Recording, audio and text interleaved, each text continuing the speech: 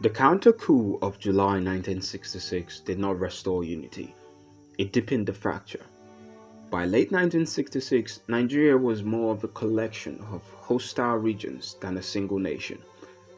Massacres swept across the north where Igbo civilians were hunted down and murdered. By some estimates, over 30,000 Igbos were killed, and more than 1 million fled back to the eastern region.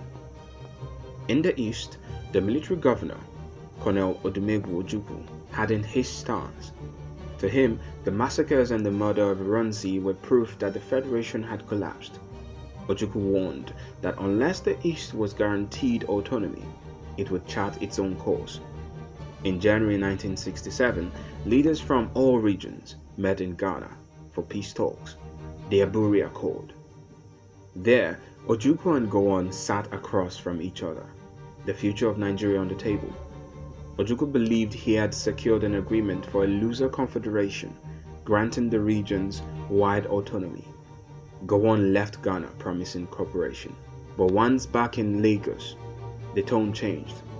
Gowon's advisors, wary of weakening the federal center, urged him to reinterpret the accord. Ojukwu saw this as a betrayal. In his famous Aburi broadcast, he declared, "At Aburi, we reached an agreement. On my return, I find that the federal government now says it will only implement parts. This is not only a breach of faith, but a recipe for disaster." The breach became irreversible. By May 1967, Gowon announced the creation of 12th state, carving up Nigeria in a way that weakened Eastern dominance. Ojukwu saw this as an open challenge. On May 30, 1967, he declared the independence of the Republic of Biafra. To the east, it was a bid to protect a people who had been slaughtered in their thousands. To Lagos, it was treason. Gowon's broadcast that day carried a dark tone. "We have gone to great lengths to preserve unity, but the eastern region has declared itself independent. This cannot be allowed to stand." The stage was set for one of Africa's bloodiest wars. What began as a series of coups had now evolved into a civil war that would lead to the loss of millions of lives. And at the heart of it all was betrayal. The betrayal of trust between soldiers, the betrayal of agreements made in good faith, the betrayal of citizens who looked to their leaders for safety but found themselves abandoned.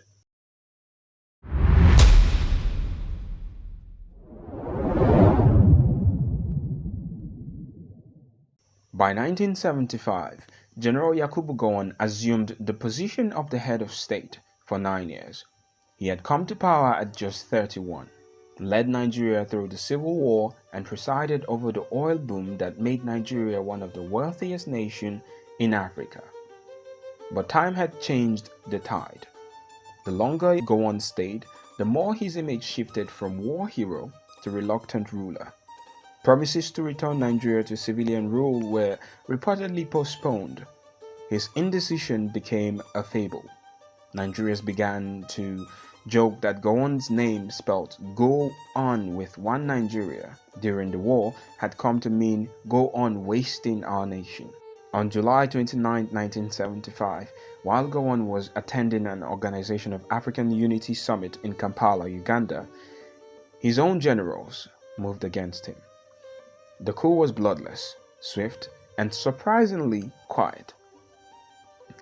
At 12 noon, Nigerians tuned into Radio Nigeria to hear a calm announcement. "Fellow Nigerians, I have been asked to inform you that there has been a change in government. General Yakubu Gowon has been relieved of his post as head of federal military government and commander-in-chief of the armed forces. The new head of state was Brigadier Murtala Ramat Mohammed. Unlike Gowon, Murtala projected decisiveness, energy, and a no-nonsense style. Nigerians celebrated the change as a fresh start. For Gowon, the betrayal cut deep. In Kampala, he learned of his downfall, not from his officers, not from an envoy, but from a radio broadcast. Those he trusted most, men who had served under him throughout the war, had quietly plotted his removal. In exile, Gowon later reflected, "I was shocked. Yes, but there was no bitterness. I had served my country as best as I could. If they thought my time was up, then so be it." But history recorded it differently. Gowon's greatest undoing was not military defeat, but the betrayal of his own men, who waited until they were thousands of miles away before cutting him off from power.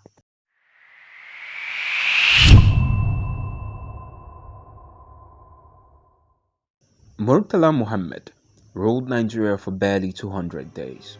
In that short time, he built a reputation as a bold and decisive leader. He fired corrupt civil servants, restructured the military, and announced a return to civilian rule by 1979. Nigerians admired his energy. To many, he embodied hope. But on the morning of February 13, 1976, that hope ended in a hail of bullets. At 8:30 a.m., Murtala left his home in Ikoyi, Lagos, in a black Mercedes-Benz. Unlike many leaders of his time, he refused to move with heavy security convoys. He believed it was unnecessary. As his car approached a junction at Ikoyi, a group of soldiers ambushed him. The attackers were led by Lieutenant Colonel Buka Suka Dimka, a mid-level officer. They sprayed the Mercedes with gunfire. Murtala was killed instantly, along with his aides. Within hours, Dimka stormed Radio Nigeria to declare a coup. His broadcast was chilling, accusing Murtala of betrayal. "Fellow Nigerians, Murtala Muhammad is dead. The government has been overthrown. The Supreme Military Council is hereby dissolved. The change has become necessary to save Nigeria from total collapse due to corruption and indecision." But Dimka miscalculated. The plotters failed to secure key military formations. Within hours, loyalist troops crushed the coup attempt. Dimka was hunted down, captured, and later executed by firing squad. The official narrative framed the coup as the act of a rogue officer. Dimka himself hinted under interrogation that others had supported him, but their names were never made public, though whispers circulated in the barrack. What is known is that the assassination left Nigeria shaken. Lagos fell silent. For the first time, Nigerians saw how easily their head of state could be cut down in broad daylight. In the aftermath, Olusegun Obasanjo, Murtala's deputy, reluctantly became head of state. He would later say in his memoir that Murtala's death was the most devastating blow of my life. In him, Nigeria lost a leader who could have changed the course of our history. But behind those words remained a dark lesson. Betrayal was no longer confined to midnight conspiracies. It had spilled onto the open streets.